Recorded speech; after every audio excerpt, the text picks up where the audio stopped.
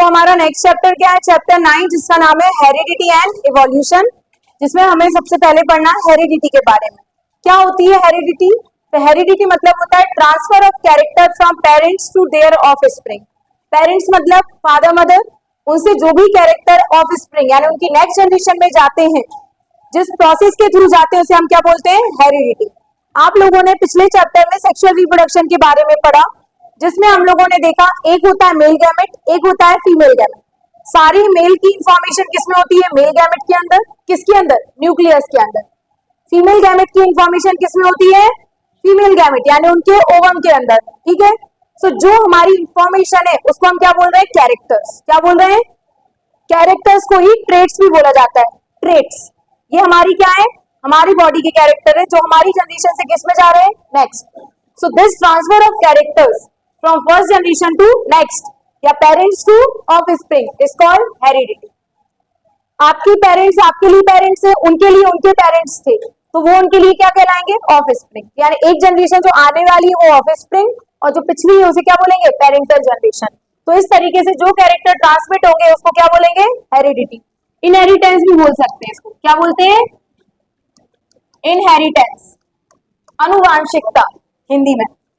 इसके अलावा आपको ध्यान रखना है कि अगर गैमेट कोई फॉर्म नहीं करेगा, क्या नहीं फॉर्म करेगा? गैमेट, तो उसकी जो इंफॉर्मेशन है वो उसमें नहीं आएगी। यानी गैमेट किसके बीच की लिंक है? पहली जनरेशन और अगली जनरेशन के बीच की लिंक है। वैसे तो जायगोट बताया था मैंने, लेकिन जायगोट भी बना क्यों? क्योंकि गैमेट्स उसमें फ्यूज हुए थे। क्या फ्यूज हुए थे? गैमेट्स। यानी without gamete formation character transfer नहीं हो सकते एक जनरेशन से दूसरी जनरेशन में। इसके अलावा वेरिएशन, जब सेक्सुअल रिप्रोडक्शन होता है जिसमें गैमेट्स फ्यूज होते हैं, उस दौरान कुछ कैरेक्टर नए बनते हैं और उससे क्या आते हैं? डिफरेंसेस आते हैं। किस में आते हैं डिफरेंसेस? कैरेक्टर्स में। तो the differences in characters among the individual, individual मतलब एक स्पीसीज है ह्यूमन की, किसकी? उसी में अलग अलग कैरेक्टर आ गए। सपोज आप लोग अभी जितने भी यहाँ पे बैठे हो चेक करो, आपके जो ईयर लोब है जिसमें आप इयररिंग्स पहनते हैं, और बॉयज अगर उनके भी ईयर लोब्स होंगे, भले वो पहनते नहीं है, कुछ तो पहनते भी है ना आयुष? हाँ, सो आपके जो ईयर लोब्स है उनको देखे सभी, किसी के ईयर लोब फ्यूज है, फ्यूज मतलब ऐसे अटैच है अपने ये स्पेस से, और किसी के ऐसे फ्री फ्री होते हैं। तो दो वेरिएशन आए ना इसमें भी। ईयर लोब सोचो, कान सबके पास है, लेकिन उसमें भी कितने वेरिएशन आ गए? दो, फ्यूज ईयर लोब्स और free year lobes. Free ear lobe मतलब जो यहाँ से अटैच नहीं होते। अभी मैं चेक करके बताती हूँ किसके फ्यूज है किसके अटैच है। ठीक है, तो इसमें भी कितने कैरेक्टर आए? दो। तो इन्हें क्या बोलेंगे? वेरिएशंस। क्या बोलेंगे? तो difference in the character of individual of species is called variation. Example, free year lobes and fuse year lobes. ठीक है, आया सबको समझ में? ये एक्यूमुलेट क्यों होते हैं? एक बात समझो, यहाँ पे कोई भी कैरेक्टर नेक्स्ट जनरेशन में तब ट्रांसफर होता है जब उसका चेंज लगातार हो। तो साइंटिस्ट ने बहुत एक्सपेरिमेंट किए, उन्होंने चूहे की पूंछ काटी लगातार सेवरल जनरेशन तक, लेकिन देखा कि नेक्स्ट जनरेशन में फिर से उसकी पूंछ आ जाती। तो उन्होंने क्या कंक्लूजन निकाला कि कैरेक्टर एक्यूमुलेट होने में अगर वो हमारे गैमेट्स में चेंज करेंगे तभी वो कैरेक्टर कहाँ जाएंगे? नेक्स्ट जनरेशन में। सो ये जो एक्यूमुलेशन होता है कैरेक्टर का, वो हमारे जीन्स में होता है। किसमें होता है? ये वो वाला जीन नहीं है, जे वाला। This is not that jeans, it is genes. Genes मतलब हमारे गुणसूत्र, क्रोमोसोम्स। क्रोमोसोम्स के ऊपर जो कैरेक्टर्स होते हैं उन्हें हम जीन्स बोलते हैं। हर एक इंडिविजुअल में अपने अपने आई का कलर, हेयर्स का कलर, ईयर का लोब, इसके बाद नोज का शेप, चिन का शेप, है ना, ये सारे कैरेक्टर आपके जीन्स में पाए जाते हैं। और वो आपके कहाँ पाए जाते हैं? क्रोमोसोम्स में। और क्रोमोसोम्स किसके अंदर पाए जाते हैं? न्यूक्लियस के अंदर। ठीक है, तो अब हम इसको आगे लेते हैं।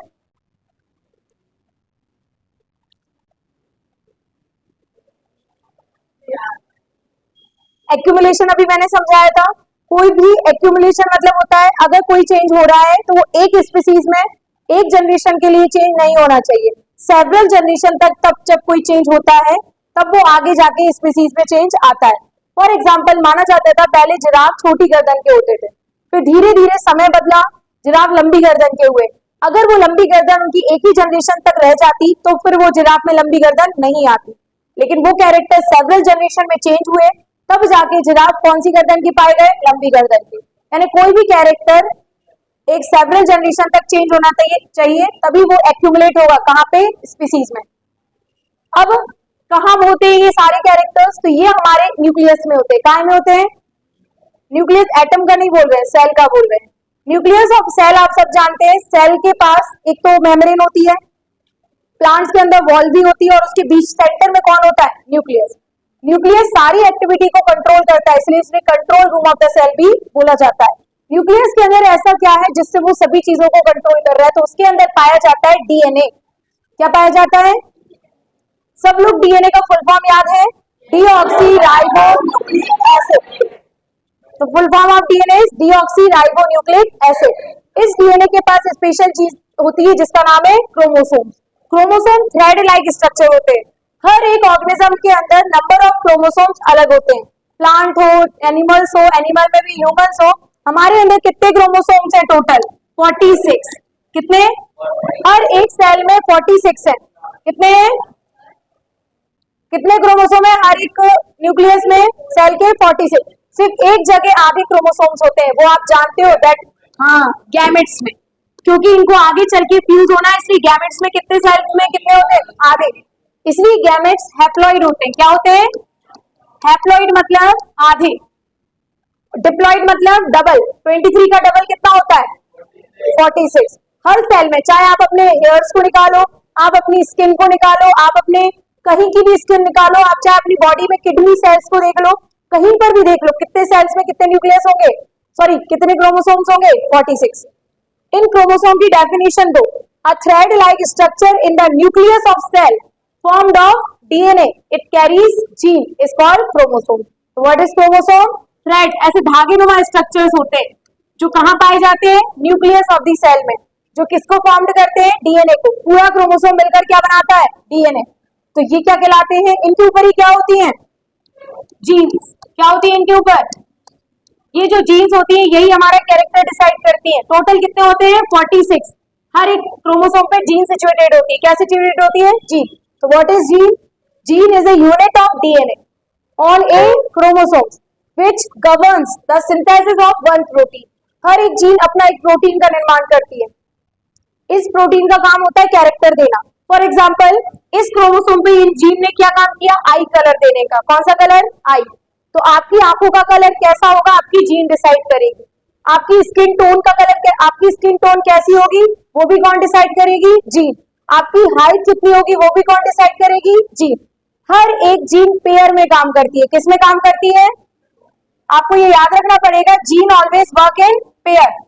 Jeans always works in pair. Pair मतलब ग्रुप में काम करती है। हो सकता है एक ही थ्रेड पर दोनों जीन हो सकता है दूसरी थ्रेड पर दोनों जीन हो, और हो सकता है एक इस पे एक इस पे, लेकिन काम हमेशा कितने में करेंगी? दो के रूप में। पेयर होगा, जिसमें से जो ये पेयर होता है इसको हम बोलते हैं एलील्स। क्या बोलते हैं? मेंडल ने इसका नाम एलील्स बोला, और भी चीजें अभी आप फैक्टर्स बोला, बहुत सी चीजें। यानी gene always works in pair called alleles. Understood? हर एक जीन की कितने पेयर्स होते हैं? हर एक कैरेक्टर के कितने पेयर होते हैं? 2। तो यानी जीन कितने प्रकार की हो गई? 2 टाइप की हो गई, डोमिनेंट और रिसेसिव। डोमिनेंट और रिसेसिव से आप समझ सकते हो, आपके घर में 2 बच्चे हैं, 2 भाई बहनों, आप, एक डोमिनेंट है। डोमिनेंट मतलब तुम चाहे उसके सामने कितने ही अच्छे बन जाओ, लेकिन जब तक वो है तब तक तुम अच्छे नहीं बन सकते। यानी the gene which decide the appearance of an organism in the presence of alternative gene. Alternate मतलब दूसरी वाली जीन, उसमें कितनी अच्छी क्वालिटी हो, लेकिन अगर एक जीन डोमिनेंट है तो वो हमेशा अपना कैरेक्टर दिखाएगी। जैसे मैं आपको बता रही हूं, अगर हम बात करें, अभी हमने देखा फ्री ईयर लोग थे और फ्यूज्ड थे। फ्यूज्ड सबसे कम पाए गए और फ्री सबसे ज्यादा पाए गए। यानी ये वाली जीन क्या थी? कम। यानी ये कैसी जीन है? रिसेसिव। क्या बोलेंगे इसको हम? और वहीं फ्री ईयर लोग ज्यादा पाए गए, ये कैसी जीन है? डोमिनेंट मतलब कोई भी आ जाए उसके सामने वो अपना हमेशा कैरेक्टर दिखाएगी। जैसे रेड कलर और व्हाइट कलर में से कौन सा कलर डोमिनेट ज्यादा करता है? रेड।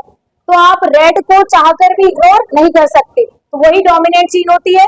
डोमिनेंट जीन को इंग्लिश में कैपिटल लेटर से शो किया जाता है। किससे? आपने जैसे टॉलनेस की जीन है, टॉलनेस मतलब लंबे, प्लांट्स के अंदर देखा गया, टॉल के लिए बोला गया डोमिनेंट जीन। कौन सी जीन? डोमिनेंट। इसके कितनी पेयर होंगे? 2 पेयर होंगे, तो 2 कैपिटल होंगे। क्या होंगे? 2 कैपिटल। तो ये कौन सा कैरेक्टर देंगे? टॉल। लेकिन अगर ऐसा हुआ तब भी कौन सा कैरेक्टर आएगा? टॉल, क्योंकि ये जो छोटी जीन आई है इससे इसको फर्क, क्योंकि कैपिटल टी एक भी आएगा तो वो अपना क्या शो करेगा? कैरेक्टर। नहीं आई समझ में बात? आपका जो छोटा भाई है जो रिसेसिव है, तुम हो डोमिनेंट, तो हमेशा तुम्हारा ही इस घर में वर्चस्व होगा। लेकिन जैसे ही तुम कहीं गए, अब छोटा भाई कहेगा अब मेरा यहाँ पे राज है। तो यानी छोटी जीन अपना कैरेक्टर तभी दिखा पाएगी जब उसके जैसी कोई जीन आई। यानी the gene which decide the appearance of an organism only in presence of another identical gene.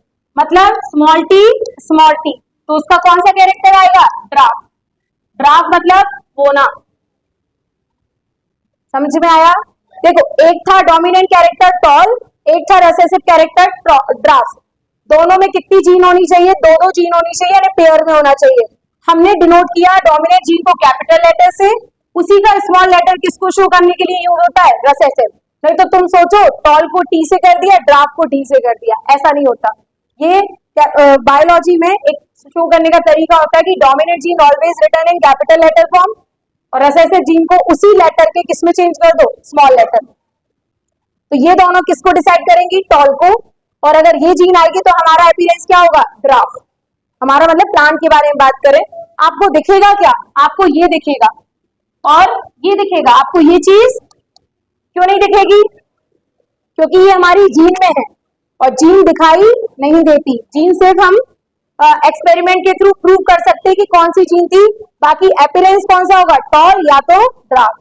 इतना समझ जाएंगे कि टॉल क्यों बन रहा है, क्योंकि उसके अंदर एक भी टॉल की जीन आई है, तो कौन सा कैरेक्टर आएगा? टॉल। लेकिन अगर दोनों ड्राफ्ट की जीन आ गई तो कौन सा कैरेक्टर आएगा? ड्राफ्ट। ठीक है, आया सबको समझ में? तो 2 टाइप की जीन समझ में आई। हमारे अंदर भी ऐसा ही है, जैसे एक्सप्लेन करते हैं। एक थी ब्लैक आइज, किसकी थी भाई? फादर की। मदर की कैसी आइज थी? Brown eyes. ठीक है, हमने कहा ब्लैक आई डोमिनेट कर रही है। क्या कर रही है? डोमिनेट। तो हमने कहा सन में कौन सी आएगी या डॉटर में कौन सी आई आएगी? Black eyes. कौन सी आएंगी? तो ब्राउन आइज कहां चली गई? है ब्राउन आई, लेकिन वो दिखाई क्यों नहीं दिखाई दे रही? क्योंकि ब्लैक आई कौन सी जीन में आता है? डोमिनेंट। आपने कभी कभी सुना होगा ना, कुछ कैरेक्टर पिछले उसके आ जाते हैं, वो इसलिए आते हैं क्योंकि नेक्स्ट जनरेशन से कैरेक्टर ट्रांसफर होते हैं। जैसे ब्राउन आइज अभी आया तो नहीं, लेकिन इसके अंदर वो कैरेक्टर तो आ गया स्मॉल के रूप में, तो हो सकता है नेक्स्ट जनरेशन में ये दिखने लगे, यानी उनके परपोते में या परपोती में। और इसलिए लोग बाग आपसे कहते भी होंगे तुम दादा पे गए तो दादी पे गए तो परदादा ऐसे दिखते थे, पर नानी, तो इसलिए बोला जाता है। ठीक है, कल और पढ़ेंगे इसको।